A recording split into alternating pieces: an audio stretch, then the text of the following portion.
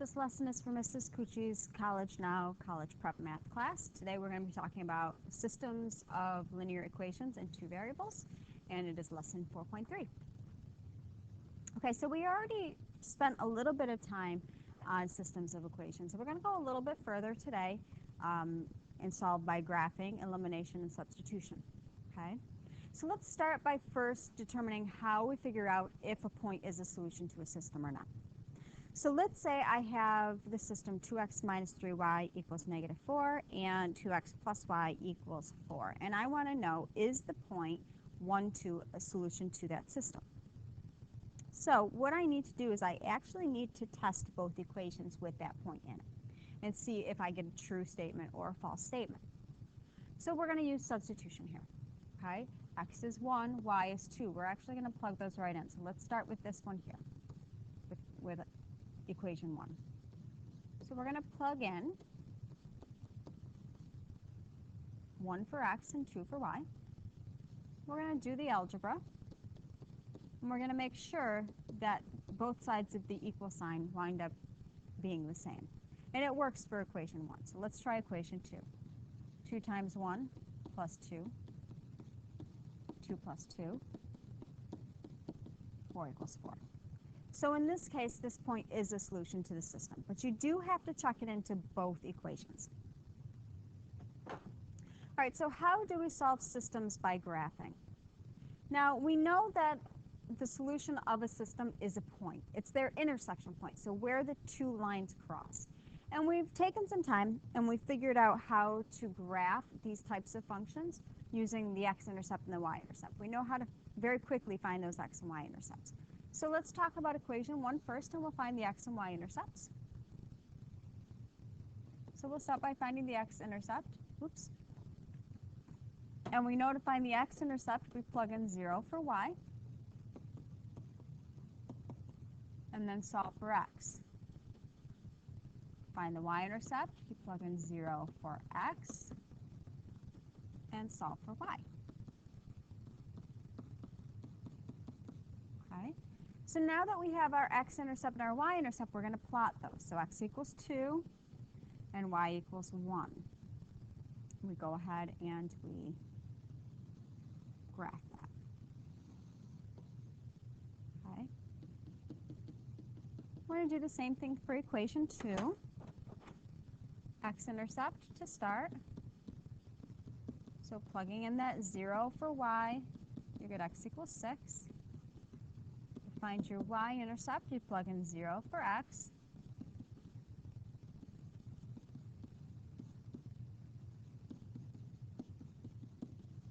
And we're going to graph those. So x equals 6 and y equals negative 3. And we're going to show that intersection. So there's your intersection. That's going to be your solution. Obviously, my graph is a touch off, but that's the point for negative 1. Okay. So that is our solution to the system. Okay, where they intersect is your solution. Okay. Let's keep going. All right, so how do we solve systems of linear equations by substitution? So again, we've done this before. This isn't the first time. We're going to go over it again.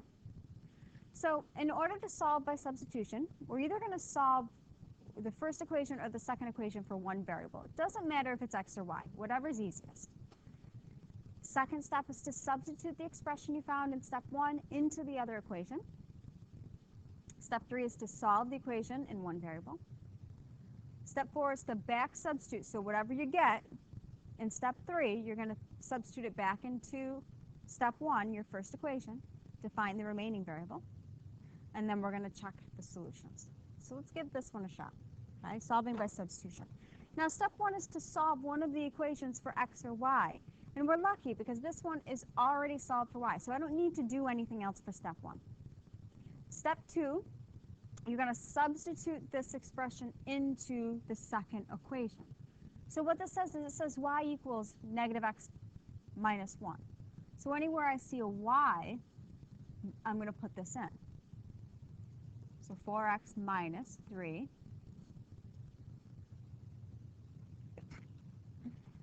God bless me, times negative x minus 1, right? We substituted it in, equals 24.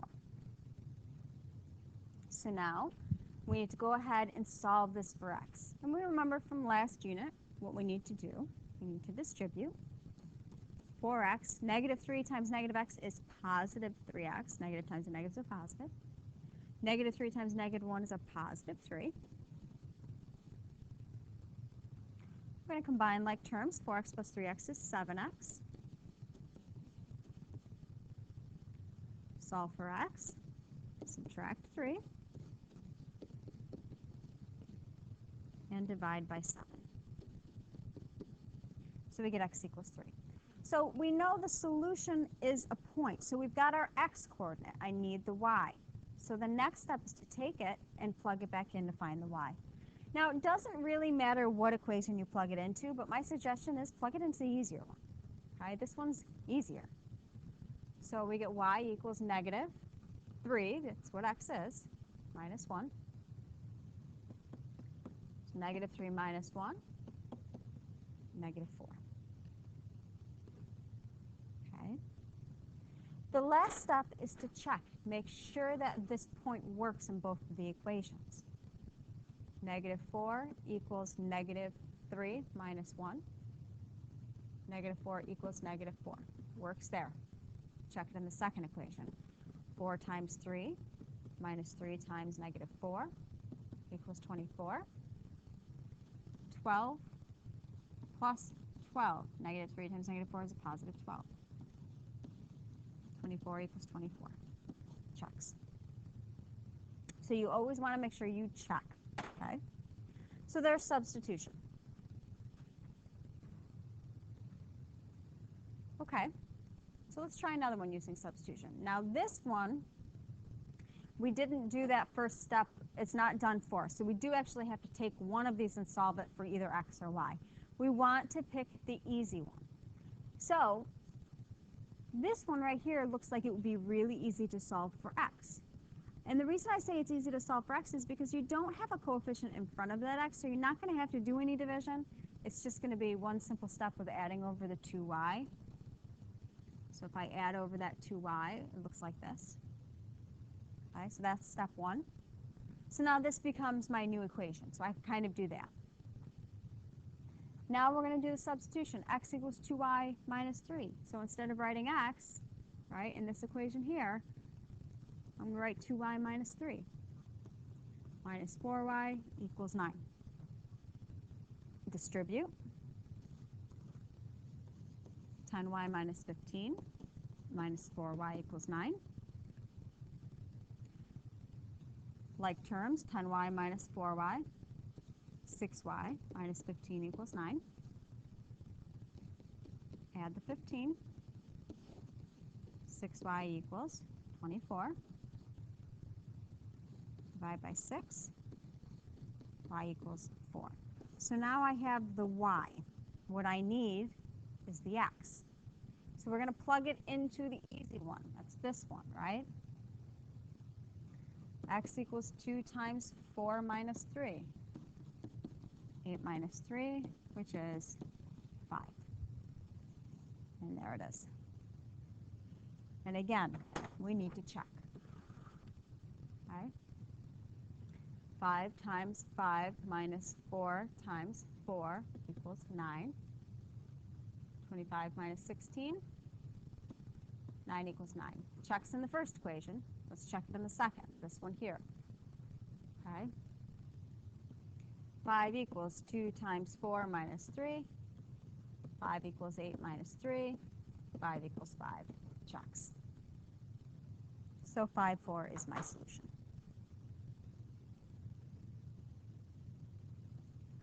Okay. What about when we want to solve systems by addition? Another way to see this is solving systems by elimination.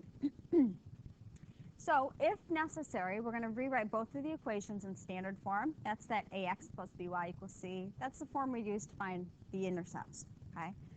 If it's necessary, multiply either equation or both equations by an appropriate non-zero number, so a number that isn't 0, so that the sum of the x coefficients or the sum of the y coefficients is 0. So basically what you're looking to do is get either the x's or the y's to cancel. We're going to add together the two equations so that we have one equation and one variable. We're going to solve the equation for that variable, take that solution and plug it back in to find the other solution, and then check, so just like we did before. Okay, so we're going to solve this using addition. So the goal is to get something to cancel. So if I were to take these and add them together, I would want either the x's to cancel or the y's to cancel. Now, obviously the way it is now, that's not going to work for me. So I need to multiply either one equation or both equations by something to get it to cancel. So what I generally look for is where a function will have different signs. So notice we have a negative 8y and a positive 2y. I like that because I have a negative and a positive, so if I add those together, they could cancel if they were the same coefficient. If this 2 was an 8, that would work perfectly. So what I'm going to do is I'm going to multiply that first equation by 4. Okay, if I multiply that first equation by 4, the whole thing, the left hand and the right hand side, I'm going to wind up with an 8y. So we get 12y plus 8y equals, we got to do the math here, 48 times 4, 32, 16, 17, 18, 192. So there's my new equation, right? What I did to one side, I did to the other. So I didn't change it, just made it look different. Now I've got, whoops, I went a little crazy there. I should say 12x.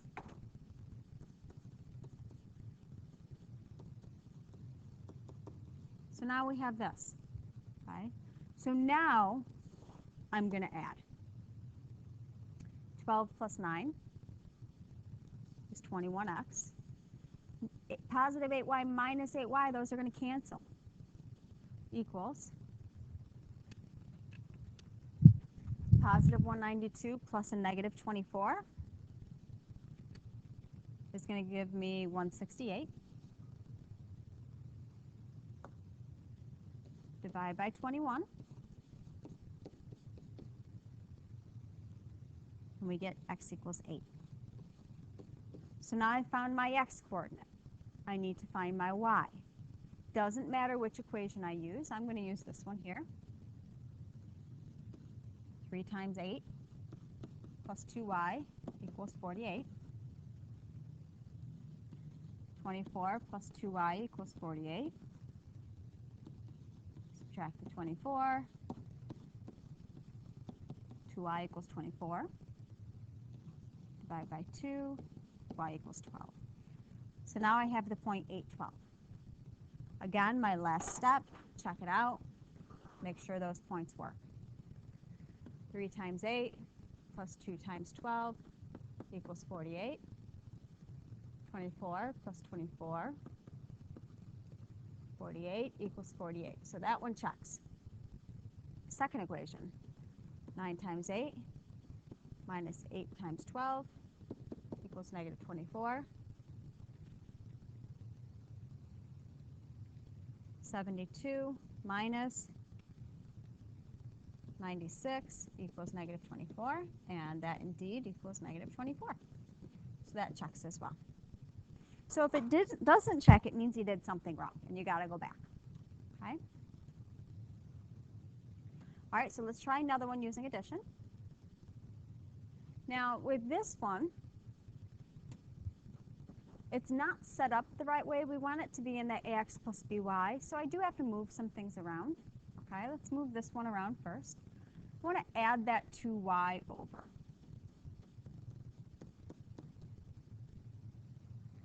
And I guess I want my x first, don't I? So 7x plus 2y equals 5. And here I want to add that 2x over. So 2x plus 3y equals 16. All right, so we've got it in the right form now. Now I want to look at what I need to change in order to get something to cancel out, right? So the first thing I look for is opposite signs. Well, that doesn't help me because I have a positive 7x and a positive 2x, and a negative or a positive 2y and a positive 3y. So that's not going to help me. So I need to go a little bit further. I want to get them so that I either get the same coefficient for x or y. So let's go with the y's this time. Okay, let's get the y's to cancel out. If I'm looking at the 2 and the 3, I want the smallest value that I could change 2 and 3 into using multiplication. So the GCF for 2 and 3, or I guess it wouldn't be the GCF, but the closest value I can get would be 6. But remember, I want 1 to be positive and I want 1 to be negative. So I'm going to take this one, I'm going to multiply it by a negative 3. And I'm going to take this one, I'm going to multiply it by a positive 2. Okay? What that's going to do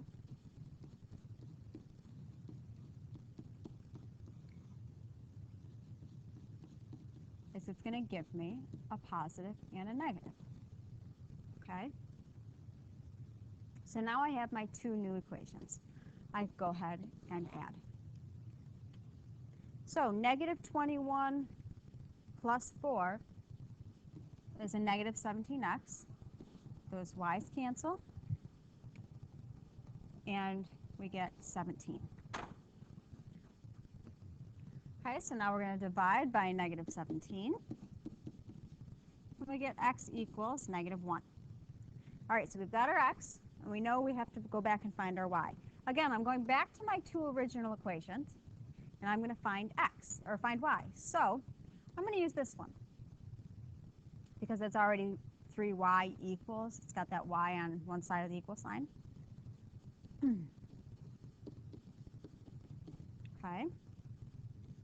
So we plugged in for x. That's weird, isn't it? Sorry.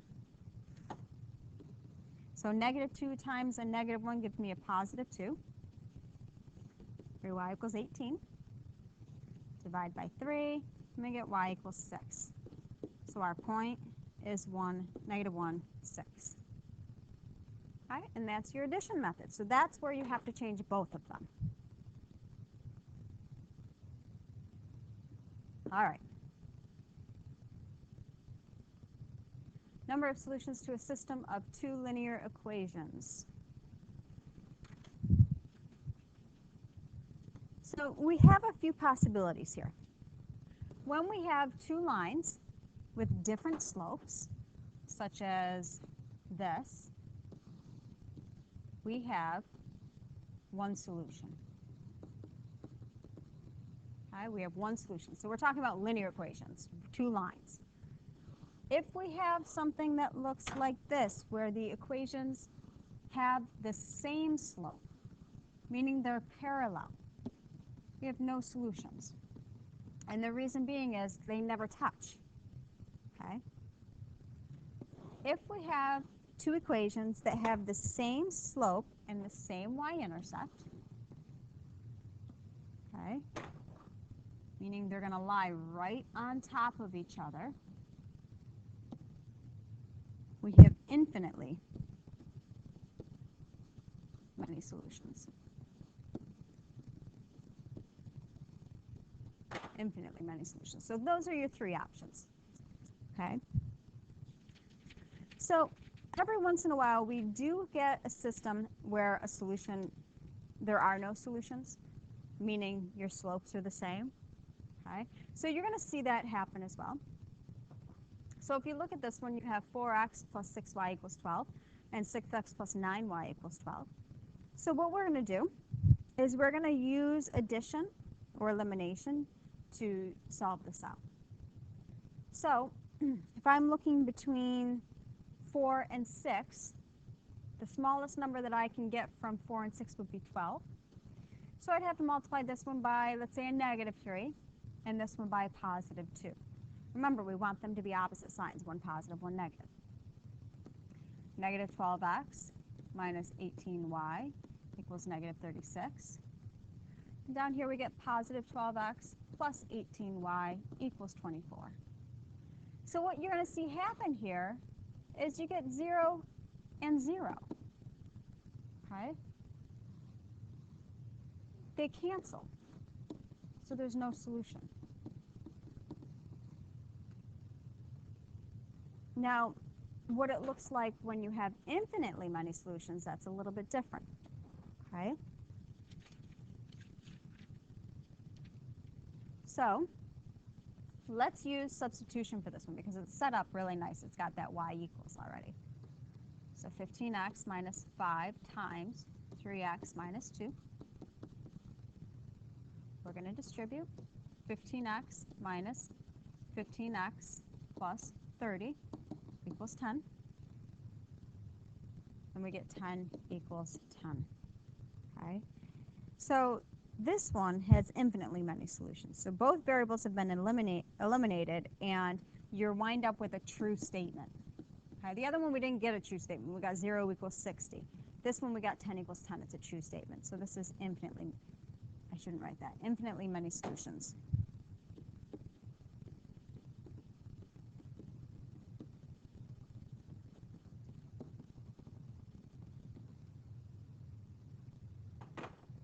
Okay.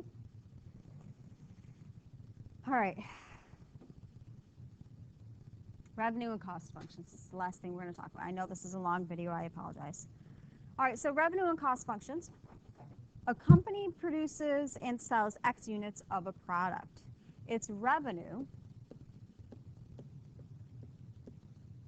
is the money generated by selling X units of the product. Its cost is the cost of producing X units of the product. So we have a revenue function. The revenue function is R of X equals price per unit sold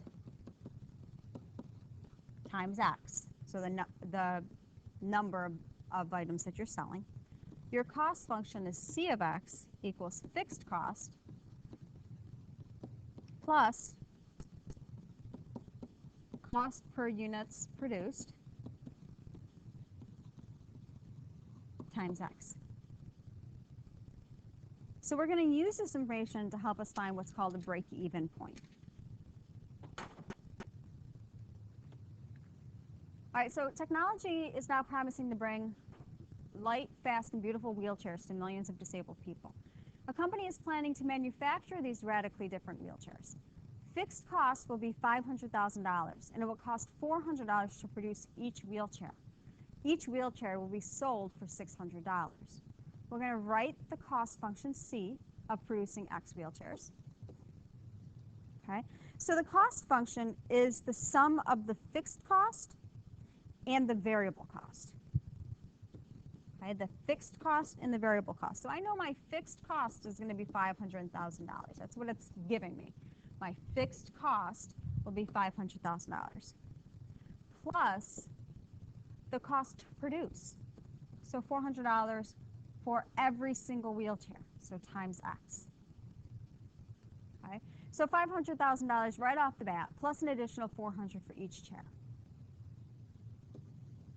The revenue function, R of X, is going to be your revenue per chair. So how much are you selling your chairs for? You're selling them for $600 per chair. Per chair, right? So your revenue is $600 for every single chair. We want to determine a break-even point. So when will I make my money back from having to spend that $500,000 in order to make the chair in the first place? Okay? So the break-even point is where these two functions are going to be equal to one another. Okay? So 600x is equal to 500,000 plus 400x. When am I going to break even? When are they going to be the same? Okay, so we want to get all of our x's to one side.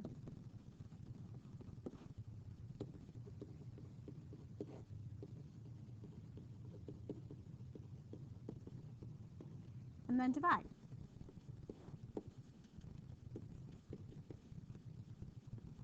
So when I've sold 2,500 chairs is when I will break even. Anything beyond selling that 2,500 chairs is what I would call my profit.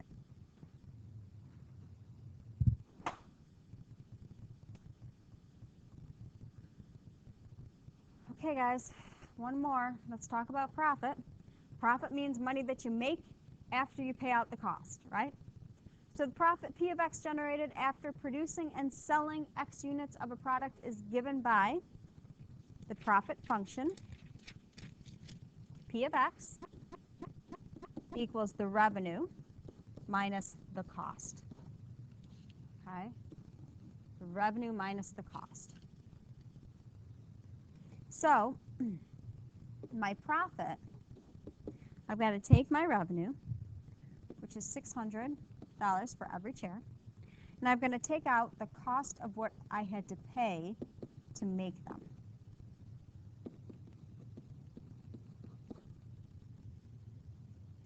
So what I can do from here is I can distribute through that negative, right? So minus 500,000 minus 400x. So in order, my profit equation is going to be 200x minus 500,000.